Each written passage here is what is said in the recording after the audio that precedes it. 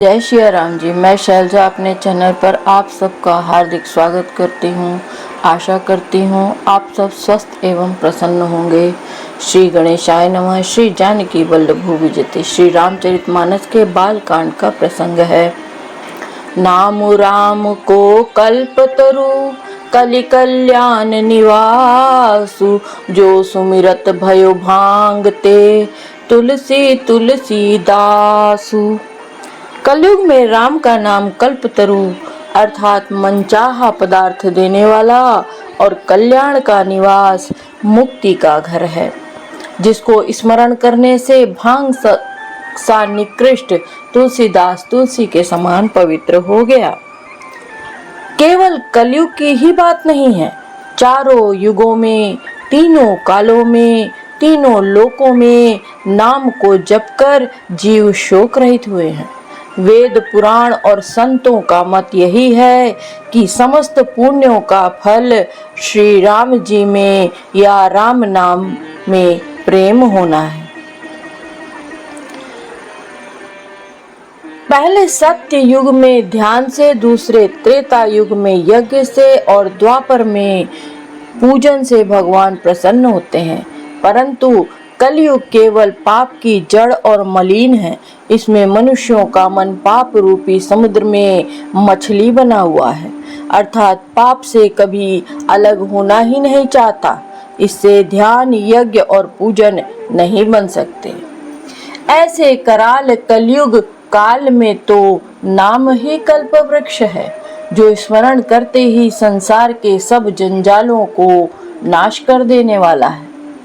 कलयुग में यह राम नाम मनोवांछित फल देने वाला है, परलोक का परम हितैषी और इस लोक का माता पिता है, अर्थात परलोक में भगवान का परम धाम देता है और इस लोक में माता पिता के समान सब प्रकार से पालन और रक्षण करता है। कलयुग में न कर्म है, न भक्ति है और न ही ज्ञान ही है। राम नाम ही एक आधार है। कपट की खान कलयुग रूपी कालनेमी के मारने के लिए राम नाम ही बुद्धिमान और समर्थ श्री हनुमान जी हैं।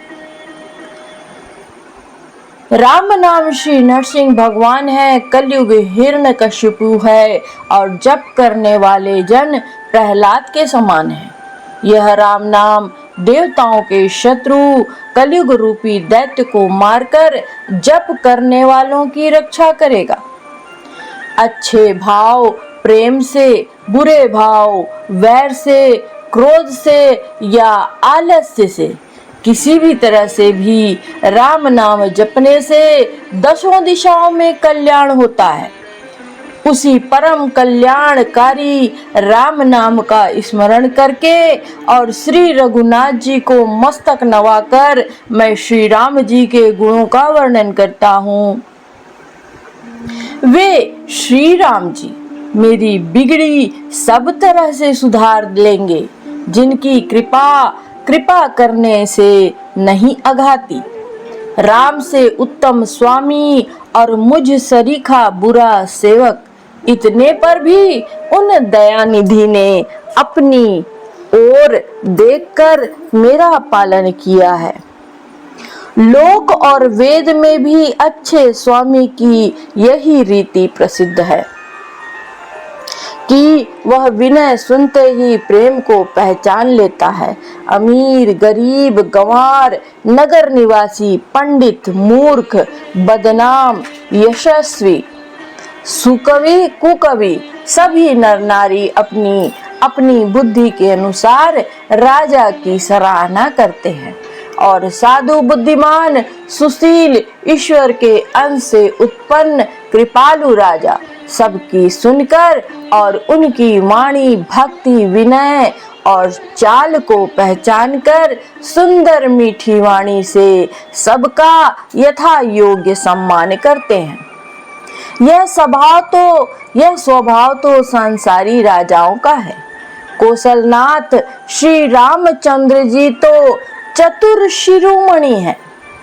श्री राम जी को विशुद्ध प्रेम से ही रीझते हैं।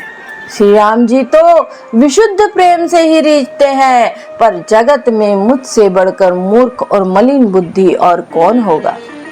तथापि कृपालु श्री रामचंद्र जी मुझ दुष्ट सेवक की प्रीति और रुचि को अवश्य रखेंगे, जिन्होंने पत्थरों को जहाज और बंदर भालुओं को बुद्धिमान मंत्री बना लिया। सब लोग मुझे श्री राम जी का सेवक कहते हैं और मैं भी बिना लज्जा संकोच के कहलाता हूँ। कहने वालों का विरोध नहीं करता। कृपालु श्री राम जी इस निंदा को सहते हैं कि श्री सीतानाथ जी जैसे स्वामी का तुलसीदास जैसा सा सेवक है। यह मेरी बड़ी ढिठाई और दोष है। मेरे पाप को सुनकर नरक ने भी नाक सिकोड़ ली, अर्थात नरक में भी मेरे लिए ठौर नहीं है। यह समझकर मुझे अपने ही कल्पित डर से डर हो रहा है। किंतु भगवान श्री रामचंद्र जी ने तो स्वप्न में भी इस पर मेरी इस ढिठाई और दोष पर ध्यान नहीं दिया। वरन मेरे प्रभु श्री रामचंद्र जी ने तो इस बात को सुनकर, देखकर और अपने सुचित्त रूपी चक्षु से निरीक्षण कर मेरी भक्ति और बुद्धि की उल्टे सराहना ही की। क्योंकि कहने में चाहे बिगड़ जाए, अर्थात मैं चाहे अपने भगवान को सेवक कहता कहलाता रहूं, परंतु हृदय में अच्छापन भी तो होना चाहिए। हृदय में तो अपने को उनका सेवक बनने योग्य नहीं मानकर पापी और दीन ही मानता हूँ। यह अच्छापन है। श्री रामचंद्र जी भी दास के हृदय की अच्छी स्थिति जानकर रीझ जाते हैं।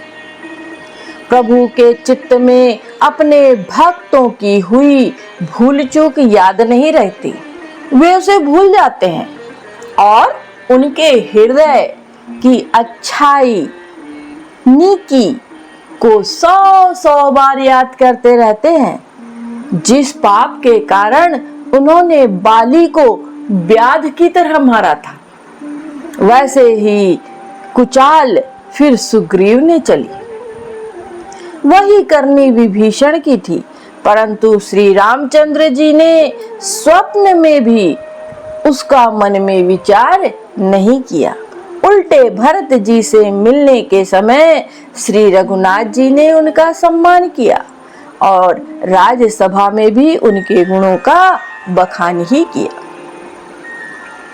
प्रभु श्री रामचंद्र जी तो वृक्ष के नीचे और बंदर डाली पर, अर्थात कहाँ मर्यादा पुरुषोत्तम सच्चिदानंद घन परमात्मा श्री राम जी, और कहाँ पेड़ों की शाखाओं पर कूदने वाले बंदर। परंतु ऐसे बंदरों को भी उन्होंने अपने समान बना लिया। तुलसीदास जी कहते हैं कि श्री रामचंद्र जी सरीखे शील निधान स्वामी कहीं भी नहीं है। हे श्री राम जी, आपकी अच्छाई से सभी का भला है। आपका कल्याण स्वभाव सभी का कल्याण करने वाला है। यदि यह बात सच है तो तुलसीदास जी भी का सदा कल्याण ही होगा। इस प्रकार अपने गुण दोषों को कहकर और सबको फिर सिर नवाकर मैं श्री रघुनाथ जी का निर्मल यश वर्णन करता हूँ, जिसके सुनने से कलयुग के पाप नष्ट हो जाते हैं। मुनि याज्ञवल्क्य जी जो सुहावनी और मुनि श्रेष्ठ भरद्वाज जी को सुहावनी कथा मुनि श्रेष्ठ भरद्वाज जी को सुनाई थी, उसी संवाद में मैं बखान कर कहूंगा। सब सज्जन सुख का अनुभव करते हुए उसे सुने। शिव जी ने सबसे पहले इस सुहावने चरित्र को रचा, फिर कृपा करके पार्वती जी को सुनाया। वही चरित्र शिव जी ने काकभूषुंडी जी को राम भक्त और अधिकारी पहचान कर दिया। उन काकभूषुंडी जी से फिर याकवल्क जी ने पाया और उन्होंने फिर उसे भरद्वाज जी को गाकर सुनाया।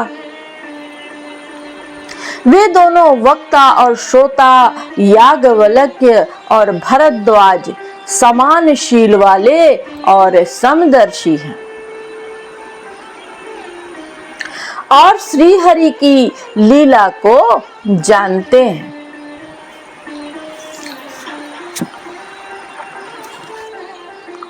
वे अपने ज्ञान से तीनों कालों को की बातों को हथेली पर रखे हुए आंवले के समान प्रत्यक्ष जानते हैं और भी जो सुजान भगवान की लीलाओं का रहस्य जानने वाले हरिभक्त हैं, वे इस चरित्र को नाना प्रकार से कहते और सुनते और समझते हैं। मैं पुनि निज गुर सन सुनी कथा सो सूकर खेत, समुझ नहीं तसी बालपन तब अति रहे हूँ अचेत। फिर वही कथा मैंने वराह क्षेत्र में अपने गुरुजी से सुनी, परंतु उस समय मैं लड़कपन के कारण बहुत बेसमझ था, इससे उसको इस प्रकार अच्छी तरह समझा नहीं। श्री राम जी की गुण कथा के वक्ता और अर्थात कहने वाले और श्रोता अर्थात सुनने वाले दोनों ज्ञान के खजाने पूरी ज्ञानी होते हैं। मैं कलयुग के पापों से ग्रसा हुआ महामूढ़ जड़ जीव भला उसको कैसे समझ सकता था। तो भी गुरुजी ने जब बार बार कथा कही तब बुद्धि के अनुसार कुछ समझ में आई, वही अब मेरे द्वारा भाषा में रची जाएगी, इससे मेरे मन को संतोष हो। जैसा कुछ मुझ में बुद्धि और विवेक बल है, मैं हृदय में हरि की प्रेरणा से उसी के अनुसार कहूंगा। मैं अपने संदेह अज्ञान और भ्रम को हरने वाली कथा रचता हूँ, जो संसार रूपी नदी के पार करने के लिए नाव है। राम कथा पंडितों को विश्राम देने वाली, सब मनुष्यों को प्रसन्न करने वाली और कलयुग के पापों का नाश करने वाली है।